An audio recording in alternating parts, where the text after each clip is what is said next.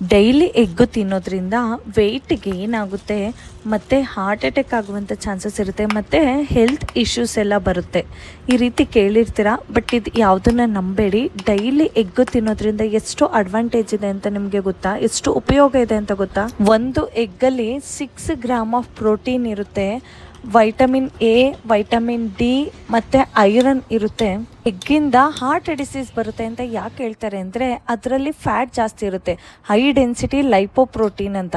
ಅದು good cholesterol, ಅದು bad cholesterol ಅಲ್ಲ, ಬ್ಯಾಡ್ ಫ್ಯಾಟ್ ಅಲ್ಲ. ನಮ್ಮ ಬಾಡಿಗೆ ಅದು ತುಂಬಾ ಇಂಪಾರ್ಟೆಂಟ್. ಇನ್ಫ್ಯಾಕ್ಟ್ ಎಷ್ಟೊಂದು ಸ್ಟಡೀಸ್ ಸಜೆಸ್ಟ್ ಮಾಡಿದೆ, ಹೈ ಡೆನ್ಸಿಟಿ ಲೈಪೋಪ್ರೋಟೀನ್ ಯಾರ ಬಾಡಿಲಿ ಇರುತ್ತೆ ಅವರಿಗೆ ಹಾರ್ಟ್ ಡಿಸೀಸ್ ಬರುವಂಥ ಚಾನ್ಸಸ್ ತುಂಬಾ ಕಡಿಮೆ ಆಗುತ್ತೆ ಅಂತ. ಎಗ್ಗು ಯೋಲ್ಕಲ್ಲಿ ಕೊಲಿನ್ ಇರುತ್ತೆ, ಅದರಿಂದ ಬ್ರೈನಿಗೆ ತುಂಬ ಒಳ್ಳೆಯದು, ಮೆಮೊರಿಗೆ ತುಂಬ ಒಳ್ಳೆಯದು, ಕಾಗ್ನಿಟಿವ್ ಪವರ್ ಇಂಪ್ರೂವ್ ಆಗುತ್ತೆ.